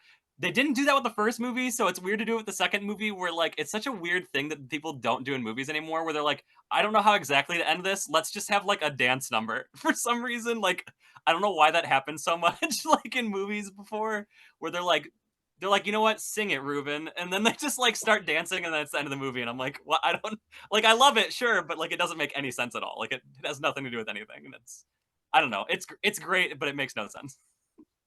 Agreed. Wendy, what are your thoughts on the music in the movies? I really like Joel's analogy of like a Scooby and a Shaggy sandwich with just like everything thrown in it. And I mean, it works for this because this was the 2000s. All of these random songs, that is what we were listening to. Yeah. This extreme over here, pop, rap, hip hop, all of the stuff just like jammed together. That was the 2000s, so I feel like it works in that context. It would have worked watching it then because that's, you turn on the radio, that's what you're going to hear, that mix of songs. Now, because I grew up in it, it makes sense to me. Do I like all of the songs? No, there's a lot of music from that time period that I don't like. And yet, I would argue that even the stuff I don't like, still some of the catchiest music out there. Early 2000s music that's not any good, but it's holy crap. It is catchy. Definitely loved hearing the New Radicals song, You Get What You Give. I love that song. Very random for the movie. The Bon Jovi song, very, very random. Fred on a motorcycle jousting. I mean, I was there for it.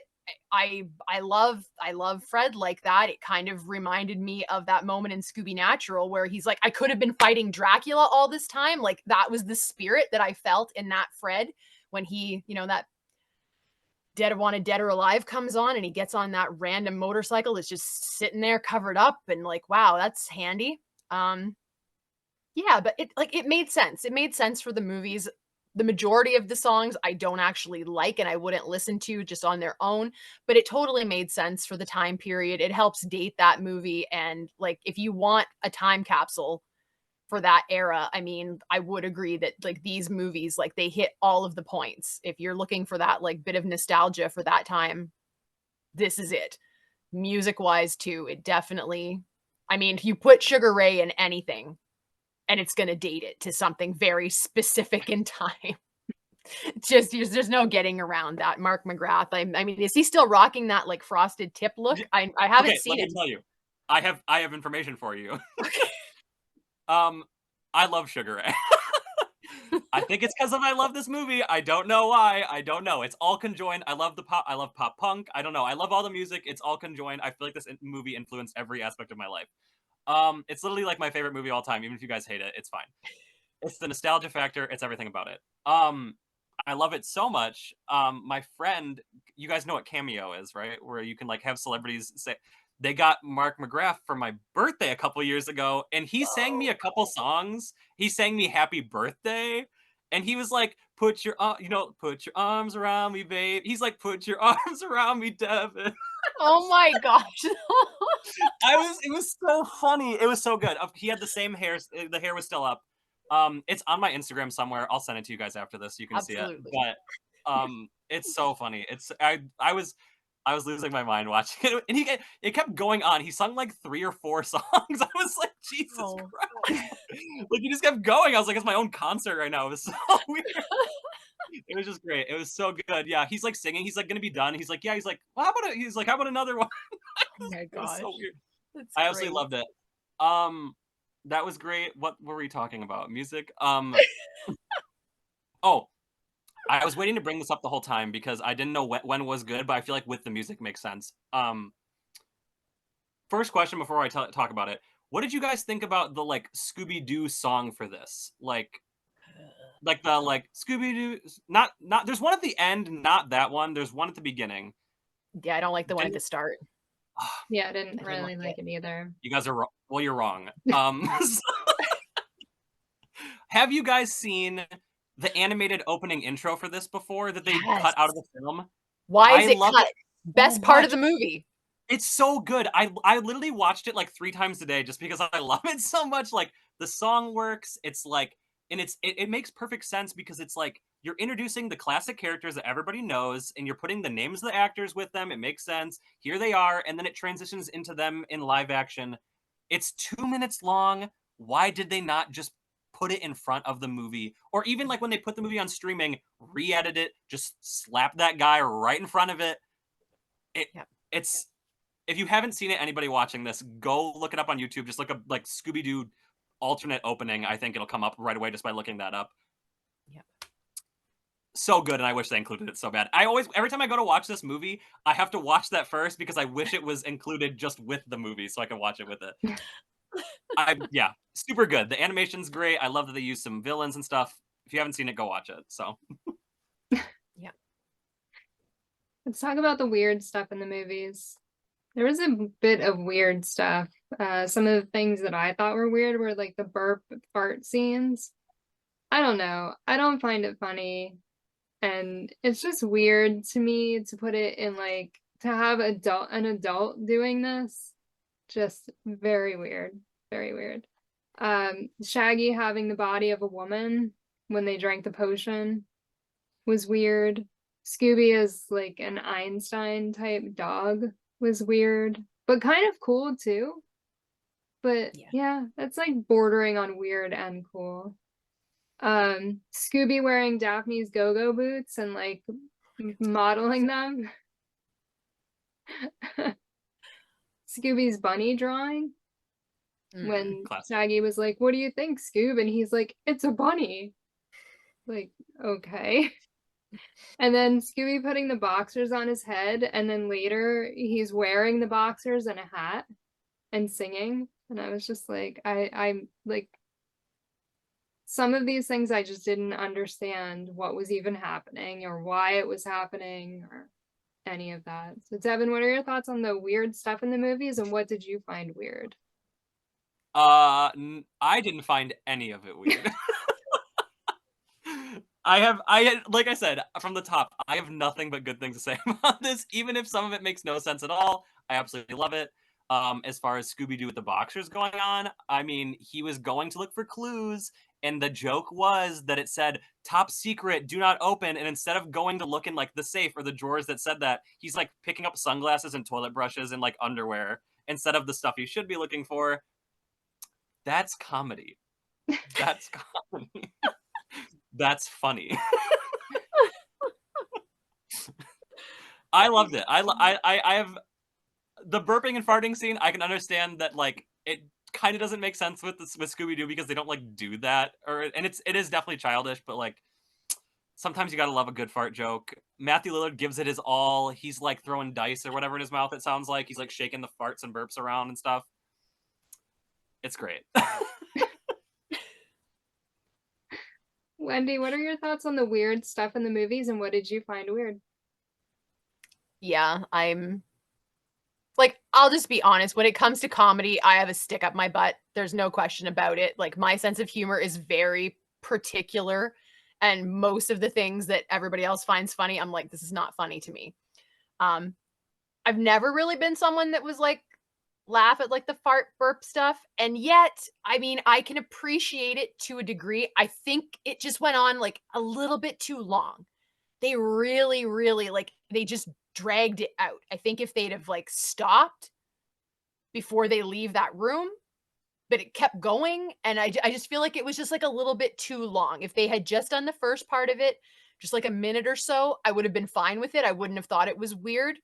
It would have been okay, but I just feel like maybe they just took it a little bit too far, like where it's like, okay, your friend farts, it's funny, and like after like the 37th time, you're like, go outside, you have a problem, okay, you need medical assistance. So I just felt like that went on a little bit long. For me, the weirdest thing was the body swapping, because I was like, do we need it? I don't know. And again, that felt like it went on forever. Like it was really long.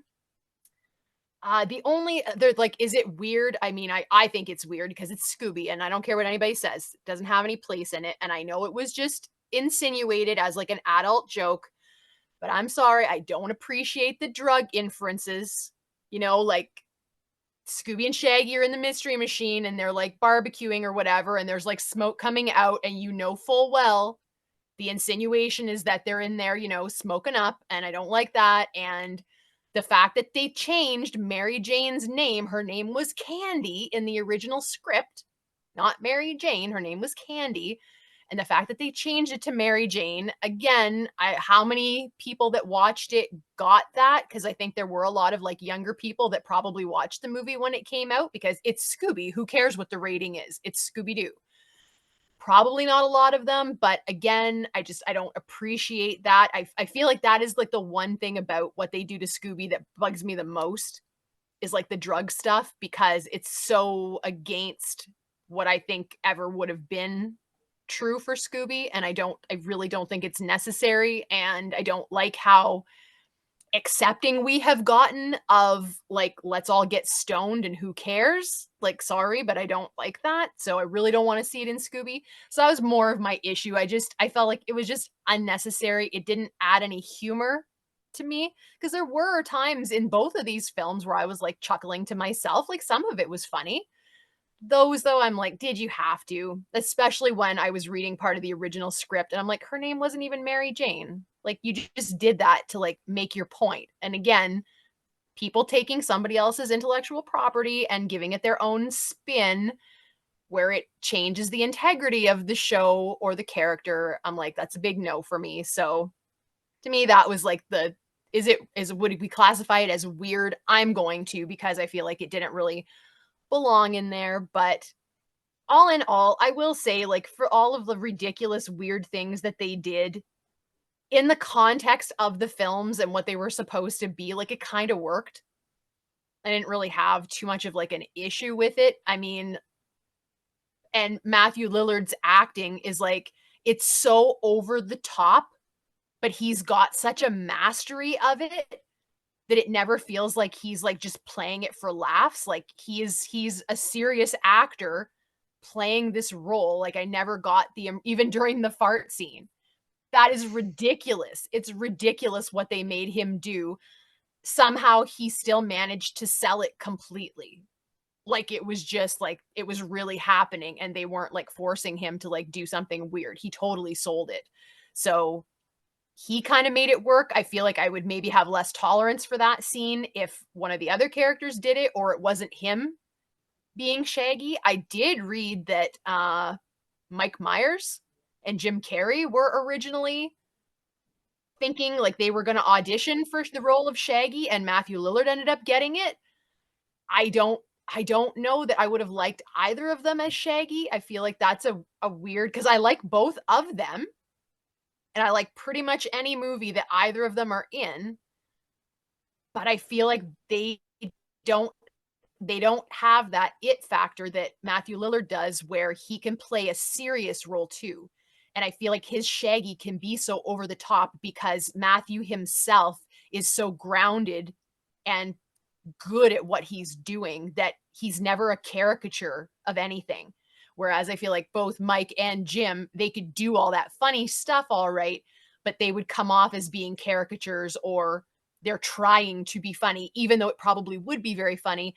But I feel like it needed Matthew's touch to like make it work and not just be like, why are we here doing this? Scooby in those Scenes, oh guys, I hate Scooby in these movies. I'm just gonna say it. I hate the voice. I hate how he Let's looks. just kill him off. Well, I mean, given what they did with Talked about Scrappy, I would have been fine with it. But like, why were his paws not bigger? He wasn't even a cute Great Dane. You know what I mean? Like, he just looked awful. I didn't like anything about him. And I just finished season 13 of Supernatural, where there was a lot of Lucifer with his red eyes. And I just can't, I maybe they're supposed to be brown, but Scooby in these movies has freaking Lucifer red eyes, and it's creeping me the heck out. That's how it translated to me while I was watching. I'm like, why are his eyes red? It's weird. That's a weird thing for me. Scooby's eyes. I don't know. I'm sure that they were brown, but they just translated as red to me, probably because I've been watching Supernatural. But I'm like, why are Scooby's eyes like that? No. And we know you have an aversion to dogs with red eyes, so. Well, hey, okay, everybody keeps saying that, but guys, the Goosebumps dog has green eyes. Glowy green, yellow eyes. They're not red. That's true. That's what's freaky. But the red's freaky too. Yeah. I didn't think Scooby looked too bad in these movies. But Devin, we did have a discussion before this panel that you're not allowed to kill off Scooby anymore, and now That's why I said it. Get rid of him. Take him out of the whole franchise. Nikki, can we just cut his mic and pretend like Zoom's having a problem?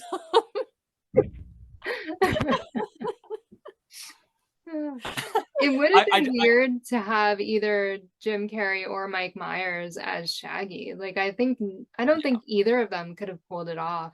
No. See, that's the thing. I think Matthew Lillard was for sure the best choice for it. Like, he literally embodies Shaggy perfectly.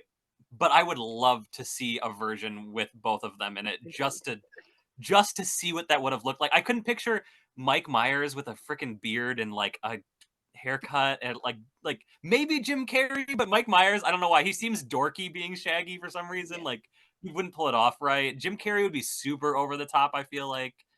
I love Jim Carrey. I don't know, that's tough. I would love to just see what that would have looked like. That'd be great to see. At least an audition tape or something would be cool to see. Like, I'm very curious. I was gonna say, I wonder if there are audition tapes somewhere. Yeah, I don't know. Like the voice, like I couldn't imagine them doing the voice. Yeah, it'd be weird. Yeah. Joel, what are your thoughts on the weird stuff in the movies, and what did you find weird? I did feel Scooby did look weird, but he won me over. I just found him pretty funny in that series, or those movies. I also read Lachlan Monroe. I don't know if anyone knows who he is. He's Scary Movie. He's Dead Man on Campus. He's yeah. I know what you're talking Riverdale. about. Yeah. What about him? He was auditioning for Shaggy as well. He would have made an interesting Shaggy. He's pretty over the top. And he's Canadian. He was on Danger Bay. Oh. And Littlest Hobo. But so was Mike Myers was on Littlest Hobo as well. Jim Carrey wasn't. 3 Canadians wanted to be Shaggy. Go figure. Also, Mike Myers and Seth Green, Austin Powers reunion in Scooby-Doo 2. Yeah. Yeah. Yeah. I was once watching an episode of David Letterman, and Kevin Bacon did a Shaggy imitation, and this would have been like 1992. And I've looked on YouTube ever since, and I cannot find it. But he was a pretty good Shaggy for that time. I think Austin Power, maybe Jim Carrey's, or Mike Myers and Jim Carrey, because Scooby-Doo was in development for a while, right? So I think when they were cast or considered, they were a lot younger, because they would have been in their 40s probably by the time these movies came out. Pretty close. Yeah. Yeah. Because Jim Carrey was on In Living Color in like the early 90s, and he was in his mid to late 20s, early 30s by then. Weirdness though, the fart thing, I agree with Wendy. It went on too long. I'm not like a fart burping guy either. But when I think of all the dogs I've had, they're always making noises. And you sometimes have to like tell people in advance, like, you smell something funny, it ain't me, it's the dog. And I was like, yeah, sure. It did go on too long. I'm not like I do like potty humor, but I like diarrhea jokes. Those gags always get me. But fart and burp, I don't know. Kind of offended I by it. hate fart and burp. I love diarrhea. Diarrhea. I'm out of yeah. And then yeah, the Ruben Stutter just kind of weirded me out. And they have like the dancing at the end, and Shaggy is just or Matthew Lillard's really selling that dancing. He's doing some weird things, and I'm like, how can I not like this? And then the classic Scooby-Doo episodes, they always had like a dancing in it or at the start or near the end too. I'm like, well, it does kind of fit with Scooby-Doo. It's just the Stella dance. It was all like in a line. Kind of. And then Yeah, why didn't they have them do like the classic dance they're doing and like Where Are You and stuff? That would have been great to yeah, see. yeah. That would have been cool. Missed opportunity. Just yeah. The body swapping, I did feel that was weird. You know, did it go on too long? And I wasn't a big fan of that. Yeah, that's all the weird. Well, the most memorable scenes are the weird ones too. So maybe I do like all the weird scenes. I kind of forgotten 90% of the movie except the weird stuff. I'm surprised we haven't talked about. No one has mentioned the entire beginning of the second movie where they get out a limo and they're meeting their entire like fan base. No one's brought that up yet. I'm surprised. I'm very surprised no one said anything about that. Does anyone have anything to say about that? I thought it was kind of funny because, like, of course, the people that were there for them were their people, like they fit with them. And then the dogs for Scooby was funny until they took it a little too far with the last one. Yeah. Yeah, I we like don't the need last to we don't need to visualize Scooby sniffing anybody's butt, not even his own.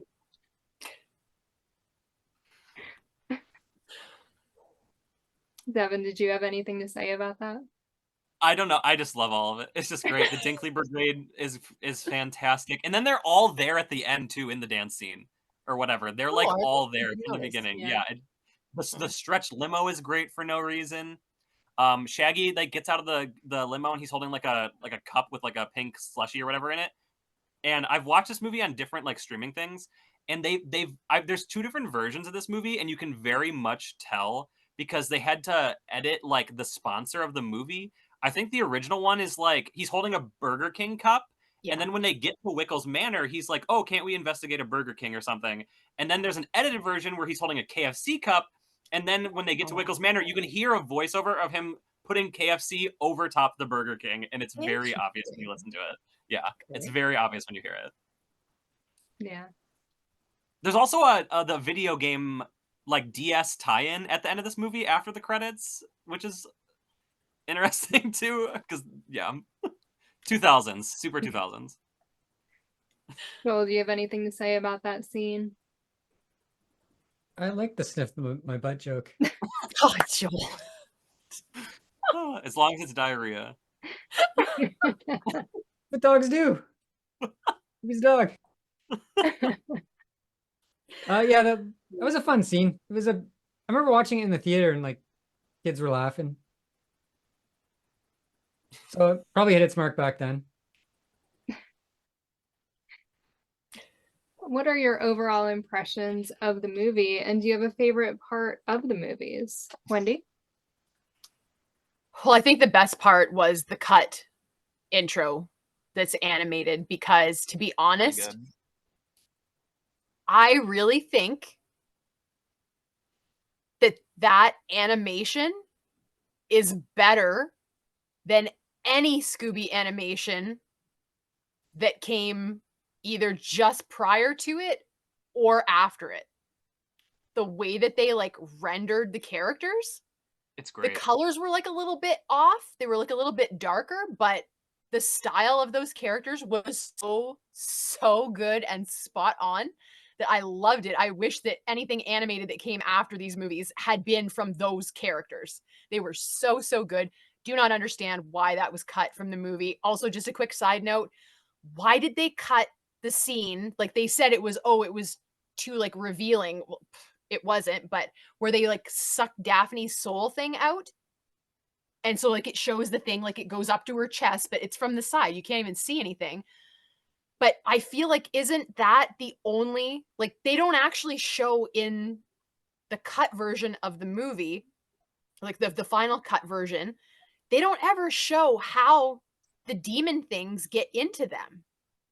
That cut scene That's shows true. when they pull out her spirit, and then it shows one of those things like actually being consumed into her body. And I feel like that kind of was a really important feature for the viewer to be able to see, because they don't do I that, think it do was they, a little in the too movie? scary. I think it was too scary, honestly, because like Maybe. she's kind of scary in that moment, and like I feel like they were like Yeah. kids will just get it. You know what I mean? Because like they Maybe. show later on, like obviously the whole soul thing and like whatever, but they don't show like like the demon like the Yeah. yeah. I feel like it was a little scary from what I remember. I haven't watched like the cutscene in a while, but I feel Yeah. like it was a little bit too like above what the Okay. movies. Just like the Velma scene where she's like in the locker room and she like Right. screams. Like that seems like decently Yeah. scary for a kid. You know what I mean? Yeah. So I can understand like why they did cut those out. Yeah. They were both a little scary. I will admit, even as an adult, while I was watching, like, I mean, obviously I picked up on the fact that people were being possessed, but I have to admit, like, it was implied rather than shown, and I kind of wish they'd have found a way to show it. I think it would have translated better into the film, because even I was like, "Oh, are you possessed? I don't know. I think so, maybe not. I don't know. How did that happen?" Like, I kind of had questions, and then when I watched those deleted scenes, I'm like, "Wow, this would have answered all of my questions." But yeah, I get it. It was a little bit creepy. My kind of like overall impression, and just like my final thoughts, kind of the only other thing I wanted to like touch on is, again, I'm not going to just repeat myself. There's more to it, but going back to the idea of taking somebody else's intellectual property, as much as I hate that scene with Scrappy peeing on Daphne, I feel like that was very apropos, because I kind of feel like that first movie is James Gunn and WB pissing all over the Scooby franchise to make it theirs. That is my feeling when I watch that movie. Now, thankfully, I don't get that feeling in the second one, because like I say, I think they did a much better job, and they like calmed down a little bit and tried to go with a little more classic Scooby, and I appreciated that. But man, in that first one, I just feel like that was kind of like a big FU. The first of many that WB has been giving us over the years. And I just don't like that. There were changes that Gunn wanted to make to the characters that didn't make it into the final cut, and he was all pissed off about it. And I'm like, well, again, not your characters. You don't get to change them just to suit what you want. If you want a different kind of character, you make a new character. You're in charge. Write the script. Make new characters, introduce them. But like this idea of thinking that we have to change established things and established characters, I just don't like it. Because it's not fair to those characters or the people that created them, because you're like, oh, well, yeah, you created this, but I can do better. You can maybe do better in your own mind, and maybe what you want to do is valid. I'm not saying that it's not, but again, make your own character. Don't go changing somebody else's. So I feel like there was a big lack of respect for Scooby and the franchise and Scooby's creators in that first one. I do know that some of the people that worked at Hanna-Barbera were not thrilled when they went to the screening of that first one at all with like what was being done. And I get that, because when you are a creative person and you create something, or you at least have a hand in it, and you watch for years as, you're trying to keep its integrity, it's hard to watch somebody like take it apart or change it or do the things to it, and just for that reason alone, I have too much respect for creators to think that that's okay. Like, I know why they do it, but I wouldn't appreciate somebody doing that to my creations. So I don't like seeing other people do it to other people's. You know what I mean? I just don't think it's necessary when there's no end to creativity. There's like, imagination is limitless. And especially starting probably in the early 2000s moving forward, I mean, the doors were wide open. Like, come to Hollywood, do what you want, make all these new things. Everything is changing. Everything is being accepted. There was like never a more creative time, or a time for people to be creative and to be accepted for that, and to think that they just kind of like cheaped out on it, and they just want to then and now they want to just like recycle somebody else's ideas. And I'm like, no, come up with your own. You should be able to do that. If you want to be a creative personality, be creative. And it's not creative to take somebody else's stuff and just piss on it. And so yeah, I feel like the first one, that's all I can think about is like that scene makes so much sense when I imagine Scrappy as being the embodiment of the people that were in charge and that were trying to like start changing things. And I mean, look how far we've come with the Velma series, so I don't think it was too far-fetched what I'm saying. But I do really appreciate that both films had like a fun, happy ending for everybody. That is something that we don't get a lot of now. And I really appreciate that they did do that. Like, even in the first one, the gang all comes back together. You know, maybe they were apart for the movie, which I didn't like, but at least there was like a satisfying ending to both of them. And I think at the end of the day, that is kind of the most important thing with any film for me, because I don't like, I want my entertainment to entertain me. I don't want bad stuff happening. I don't like feeling unsatisfied at the end of the movie. And I will admit, for both of these films, I did feel satisfied at the end. I was pleased with the ending, and I was like, it's okay, you know, it's fine. But yeah, don't piss on other people's stuff, I guess is my point. You want to piss on something, make your own. Yeah, James Gunn, I have no respect for him at all. I do agree with you that the intro was a really cool part and they should have kept it. In the first movie, my favorite part was when Scooby flung Scrappy against the wall. Can we cut Nikki's mic? Can somebody cut Nikki? Well, you also didn't like that version of Scrappy, so it's okay. That's true. Okay. Okay.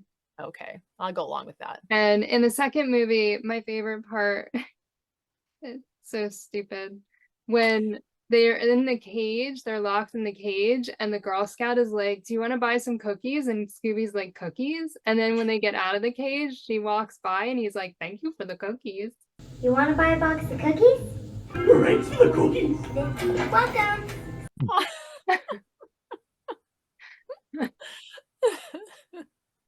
Anyway, Joel, your overall impression of the movies, and did you have a favorite part?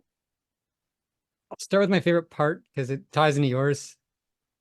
I kind of liked, do you want some cookies part? And then there's the Jehovah's Witnesses too. And they're like, have you heard the news? And Scooby's like, yeah, there's cookies. Excuse me. Have you heard the good news? Yeah, there's cookies. Yeah, that was great. And then I liked how it like ended too, where thank you for the cookies. It just was a nice tie in together. And I liked Scientist Scooby. I thought that was kind of, that didn't bother me. I kind of like that scene. And I like Roid Rage Shaggy as well.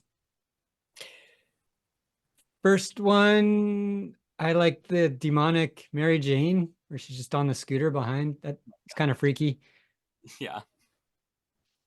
And I'm generally kind of just indifferent about these movies. Like, I don't love them, don't hate them. I probably won't watch them again for another 20 years. And fortunately, I can come back to YouTube and watch this panel to remember what I thought. But like watching them, like I thought I was going to really dislike them. And I didn't. They're not bad. I liked them better than the last 3/4 of Scoob. The first bit of Scoob's way better than these movies, in my opinion, but I like this movie better than everything with the Falcon and all that crap in Scoob. All right, that's saying a lot. I wasn't like a huge fan of the live action movies, but rewatching them now, they weren't as bad as I remember them being. So, Devin, what are your overall thoughts on the movies, and do you have a favorite part? I think you guys kind of already know my thoughts on the movies. If I had a top 10 list of my favorite movies of all time, these would both be in it. The first one would be number 1, obviously. It's fantastic, and I absolutely love it. I understand all of your guys' criticisms of it, but the nostalgia is there for me, and it's one of those things where you're like, I can't hate anything about this because I love it so much, type of things. Highlights, the part where they're kind of trying to explain in the first movie the demon possession, where they're showing the training video that Velma and Fred are watching in the ride area. They're showing like a training video, and it's just so funny because they're acting like very aggressive or whatever, and then they know how they're leaning into the 2000s so hard because they're understanding like the slang, because like the two guys like bump into each other, and the one guy's like, no big whoop dog, like, you catch the new vid on the box, and I'm like, they're leaning so hard into the slang of the time, like they know what they're, so that makes me believe that the whole movie obviously like they know what they're doing. I feel like, you know what I mean, like with the capturing of the 2000s. Hopefully, I would assume. I hope that wasn't the only part they were trying to make fun of the 2000s for, and they thought the rest was going to like age like fine wine, because the rest of it is the biggest time capsule of the 2000s there could ever be. Love that. Melvin Dew, iconic character in the first one when he stands up. Love him. The cut opening, as we discussed already. Scooby-Doo walking through the airport in the beginning is great, dressed as a grandma. Love the whole opening scene with the Luna Ghost, and they're like skateboarding, and like Pamela Anderson comes out, and Fred's like signing autographs on the magazines, and he's like, good looking guy. It's like guy just dressed exactly like him is great. That whole thing's great. There's a part in the first movie too where like he never gets a name. I think in the credits he's just like Velma's friend, the guy with like the Led Zeppelin shirt or whatever he's wearing on. They're sitting at the bar and they're looking at the Damon Ritus, and like the bartender sets a drink down, and he's just casually, you don't see him, it's just his hand setting a drink down. He says, on the house, nice sweater. Fascinating. On the house. Nice sweater. And it's just Velma, and it's just, that's a gold line right there. That is so good. That's so good. And also she says, let's get jinky with it later on in the movie. Yeah. Also A+. Just saying. There's a scene in the second movie that you almost can't even hear, and I did not notice this scene until the last like maybe a year or two ago. I never even heard it growing up, but because Seth Green in the second movie, he's like running the museum, he's the museum curator or whatever. And there's a scene where Velma and Daphne are in the other room, and they're like talking about whatever, being like attractive or whatever. And there's a cut shot of them looking like into the other room, and Fred and Seth Green are standing there.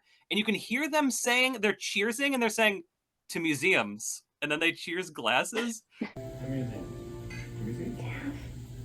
To museums. I was like, what a weird little just quote in the background just to hear them cheersing to that. It's so good. Oh gosh. That's comedy. Yeah, just I could go on forever, but yeah, I'll end there. Which movie did you like better, Scooby-Doo or Scooby-Doo 2 Monsters Unleashed? Joel? Scooby-Doo 2 Monsters Unleashed. Devin? Listen, as a kid, I loved the second one more because of like all the monsters, and it was a little bit more wacky and like kind of like more cartoony, you know what I mean? But as an adult, I do love the first one through and through. I think it's just great. There was actually I guess this is a good time to bring it up on this topic, is there was supposed to be a third movie that, because the second one didn't get the best like ratings or whatever, and so it got canceled or whatever. And I think James Gunn like mentioned something about it a couple years ago. It was supposed to be them in like Scotland or something like that. And it was going to be like a thing where like, I feel like it was like like a Zombie Island kind of like plot, where it was like the monsters were the victims type of thing, and they like don't realize that the monsters aren't the bad guys type of situation. And I wish that would have came to fruition, just to see what that would have been like, honestly, because that would have been kind of cool to see. Wendy, which movie did you like better? Yeah, 100% the second one. I liked it much, much better. Quick fun story, and more reason that I like the second one now. I made my dad watch these with me, because I was like, I mean, I already had a heart. Like, I can't, guys, after it's like 7 o'clock, I can't stay awake. I mean, then I'll go to bed at 10 and I'm up until like 3 a.m, but whatever. Anyway, so I made him watch them with me, one each evening this week. And we're watching the second one, and they come into the museum. And my dad is like a talker during movies, 100% all the time. And he's like, wow. He's like, I can just imagine Cameron trying to buy all these costumes. And I was like, oh yeah, he totally would.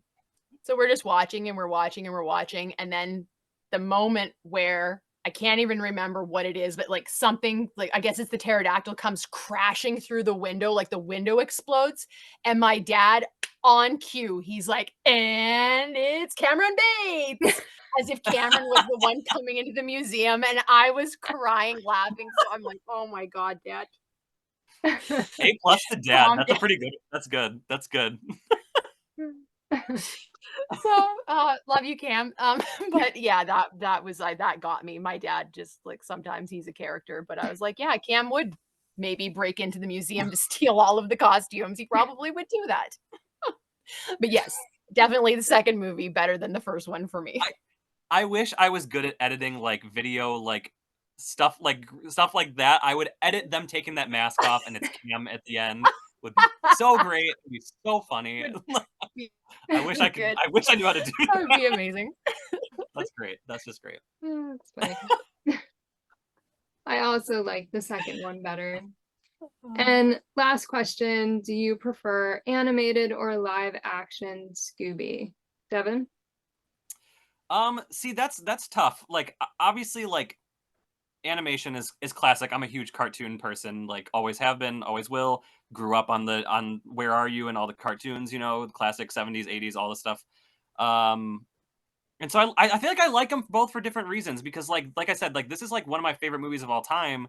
And so I love it for that reason, but does it beat out the cartoons? I don't know because they have different places in my heart. You know what I mean? Like the show is like one of my favorite shows of all time. The movie is one of my favorite movies of all time. So they almost go hand in hand for a different mood I'm in because I'll watch like Where Are You to have just like such a nostalgic feeling. And it's like it's creepy still, even as an adult, like the setting is great, but the movie is more for like nostalgia with fun. You know what I mean? It's more fun than the show. I feel like I like the parody nature of it. I think it's funny. I think it's goofy. Yeah, it's a tie. It's a tie. I can't decide on which one.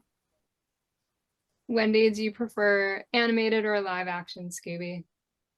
Oh, animated. I've never, like personally, I've never thought of a cartoon and been like, man, I would love to see that in live action. And all of the ones that they've done, I just haven't been into it. I don't really love it. And to be honest, I kind of like, I know obviously I understand why they made like a CGI Scooby. I totally get it. But I grew up being a really big fan of a movie from the 60s called The Ugly Dachshund. And it was about a Great Dane that grew up with a bunch of dachshunds and thought that he was like a tiny little lapdog. And there was no CGI. They just trained that dog to do all kinds of crazy stuff. I kind of, as I was watching these, I'm like, what would this be like with a real Great Dane? Just like a real dog. You know what I mean? And like, if they need him to talk, just like cut him from the side so you can't see his mouth moving. Like, I know he wouldn't be able to do any of the stuff that they're doing, but I don't know. I didn't like CGI Scooby, but I kind of think he maybe could have worked as like a real live action dog instead of what they did. But I mean, cartoon Scooby, hands down, 100,000 billion%. If these movies went away and they never existed, I wouldn't have a problem with it. I mean, I would send them to a universe where Devin could visit so that you wouldn't have to be without them. You know what I mean? You could definitely like go and enjoy them, but I wouldn't have to deal with them ever again. But yeah, no, cartoon Scooby, 100%. I want to make an amendment on mine as well. I will say, because Wendy did bring up a good point with this is the only like from the top of my head at least live action cartoon to live action that I actually really like. Most of the time when it's cartoon to live action, it's pretty bad and I don't like it at all. This is the only one I feel like I make an exception for. Also, on the note of a real dog, Jim Carrey and a real dog would have been a totally different movie. That would be absolutely crazy. That would be a weird movie. And I want to see it. I watch it. Yeah. Joel, do you prefer animated or live action Scooby? I prefer like animated, but I'm happy these movies exist because it brought us Matthew Lillard as Shaggy. And I think just the live action for that time just kind of brought an event to Scooby-Doo that brought back into popularity. Well, it was popular with Zombie Island, but parents had a way of bringing their kids to the theater and got their kids interested in Scooby-Doo. It's like a gateway to Scooby-Doo, which I appreciate. I didn't love Scoob, but I was really looking forward to the Scoob they canceled. The Holiday Holiday Haunt. Haunt. Yeah. I think that would have had a good script that would have kept my attention in the theaters, whatever, but yeah, we'll probably get it. I hope so. I hope so. Anyway, I prefer animated Scooby all the way. Definitely could live without live action Scooby for the rest of my life. Yeah. Sorry, Devin. It's okay. I want to say also, we have you guys, and I can understand because it works, but Scooby's CGI in this is not the best. It's the 2000s, whatever. I'm sure it wouldn't be that much better today, to be honest. I'm sure it would still look really weird. But I know we're not talking about them, but compared to the two Cartoon Network movies, Scooby looks crazy in those movies. I don't know if you guys have watched those at all in recent years. I watched him last year. He looks nuts. Like I don't know. I do not like that one. I do not like. I do not like how he looks in those movies. He looks crazy. Interesting. Yeah. Okay. But I it's really like like those. it's like, no, I like those movies too. I do enjoy them. I don't like them as much as this, I will say that.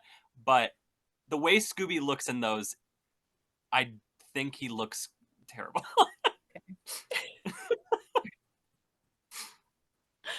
Any final Respectfully. thoughts before we Devin? Final thoughts. Okay. I feel like I've brought this up to you before. I don't know if it was on a panel at some point or if just me and you were talking, Nikki, and I don't even remember, but I've heard many people mention and have a discussion about how these films are supposed to be in flip-flop order, where like the second one is the first movie and then the first one is the second movie, where they're like they've got like it's like a classic mystery, it's got all the monsters, it's more cartoonish, whatever, and then it's like a grand old mystery with like these real demons and like stuff, and it's like got Scrappy in it. But the second one, I've heard this argument, and I have disproved this argument for an officially, because there's no proof that like of what order they're in, except for I found the proof. Last year when I was watching one of the second movie, there was definitive proof that the first movie comes first. And at the very end, they're all like the masked figure or whatever is like unmasked and stuff, and they're like doing interviews with the whole gang and stuff. And there's a moment where Shaggy is putting on Captain Cutler's helmet and they're like interviewing him with microphones. Scooby-Doo is in the background talking to one of the people. It's so quiet, but he's talking to one of the interviewers, and he says, and I quote, "Mary Jane is a man in a mask," which is a line from the first movie. I know they just threw it in there because they already had the audio of it, but it technically proves that the first movie already happened when this one happens. And he's, in my canon, relaying that story from the first movie to the news reporters. So, disproved anybody that thinks they're in the opposite order. And that's my final thoughts on the movie. Wendy, any final thoughts? Yes, one of the other deleted scenes is called Velma's song, where she gets drunk on non-alcoholic drinks at the bar and gets up and starts singing, "You're just too good to be true." No, I love you, baby. Yeah, well, I guess that's the opening lyric. That is not Velma's song. That is Patrick Verona's song from 10 Things I Hate About You. Thank you, Heath Ledger. I'm so glad that they cut that, because that is forever his song. It will never be Velma's song or anybody else's song or even the original creator's song, which goes against everything I already just said, and I'm a hypocrite. But Heath Ledger, Patrick Verona, that's his song. I'm sticking to it. Glad that it got cut from the movie. Joel, any final thoughts? I now have Jeannie's Got a Gun in my head.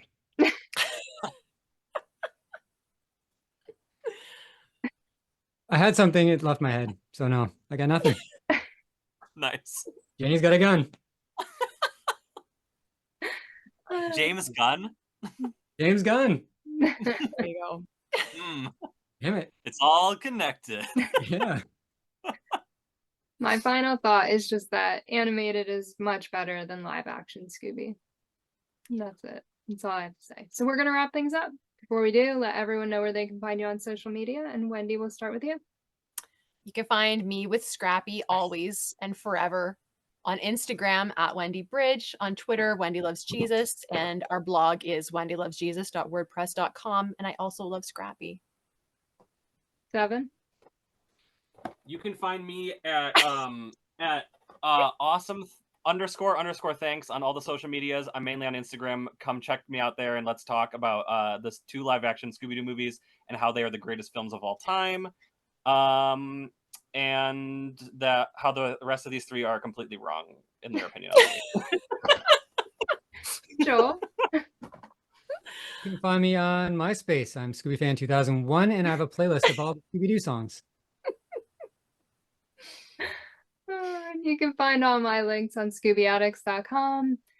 We're going to have to ban Scrappy from the panels, and animated Scooby is the best.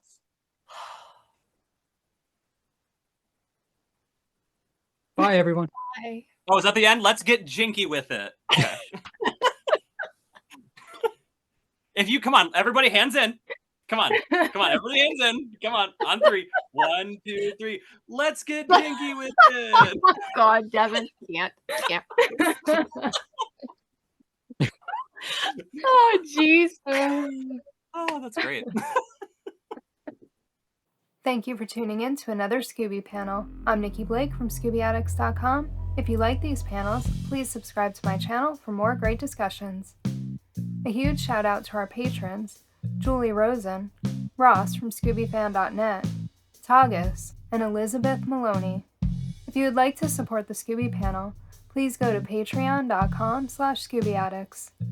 A very special thank you to artist, blogger, and Scooby collector Wendy Bridge, Joel from Planet Scooby, and miniature artist Devin Smith. Scooby Panel is available in podcast form on most podcast platforms or as a web series on YouTube. You can find Scooby Panel on Instagram, Facebook, and X as @ScoobyPanel. Scooby and Shaggy were voiced by Scott Innes. Check out Scott's website, onescottshop.com. Scooby Addicts artwork by Will Davenport. Video editing by Nikki Blake. Music composed and performed by Bovine Nightmares. Please join us next time for another Scooby panel.